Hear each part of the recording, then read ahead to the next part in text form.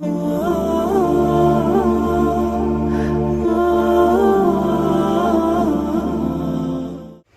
الرشید بہت بڑا بادشاہ گزر رہا تھا۔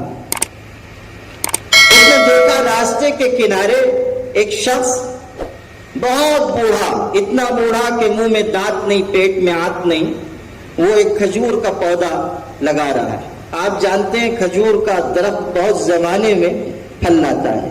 یہ حضرت مولانا مختار صاحب مدینہ منورہ میں رہے ہوئے ہیں، وہاں کھجور کے درخت سے اگر کاٹ ٹکرا گئی اور کھجور کا درخت گر گیا، یعنی اس کا انتقال پرملال ہو گیا، تو اس پر 10,000 ریال جرمانہ ہے، اس لیے کہ وہ بہت ہی قیمتی مانا جاتا ہے۔ عرصے میں وہ پروان چڑھتا ہے اور پھر پھل دیتا ہے۔ تو وہ پودا لگا رہا ہے انتہائی بوڑھا، اور پودا بھی لگا رہا ہے کھجور کا جو بہت زمانے کے بعد پھل دینے والا ہے۔ تو ہارون رشید نے دیکھا تو ٹھہر گیا، اس نے کہا بڑے میاں یہ جو پودا تم لگا رہے ہو وہ بھی کھجور کا، کریلا تو کریلا اور نیم چڑھا بھی، تو تم کو امید ہے کہ تم اس کا پھل کھا سکو گے؟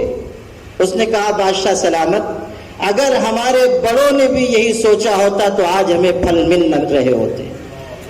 ہمارے بڑوں نے درخت لگائے، ہم نے پھل کھایا، ہم لگا رہے ہیں، ہماری نسلیں کھائیں گی۔ بادشاہ کو جواب بہت پسند آیا، اس نے وزیر سے کہا 1000 اشرفی اس کو پیش کرو، انعام دو۔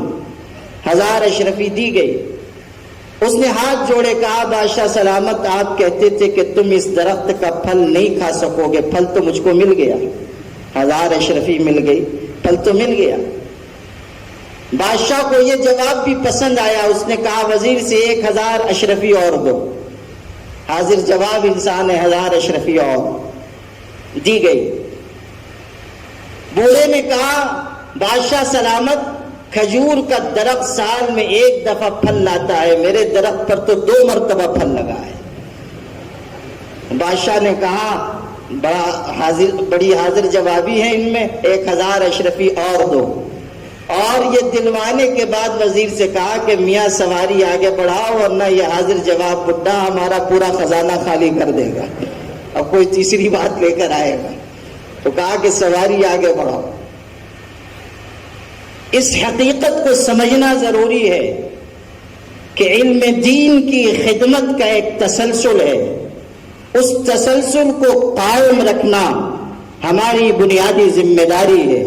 اور قرآن کا اعلان ہے کہ وَأَمَّا مَا يَنْفَعُ النَّاسِ فَيَمْكُثُ فِي الْأَرْضِ، اگر ہماری ذات سے نفع پہنچے گا، لوگوں کو فائدہ ہوگا اور علم کے چراغ روشن ہوں گے، ادارے قائم ہوں گے، ملت اسلامیہ کو رہنمائی ملے گی، اللہ ہمارے نام کو بھی اور ہمارے کام کو بھی زندگی عطا فرمائے گا۔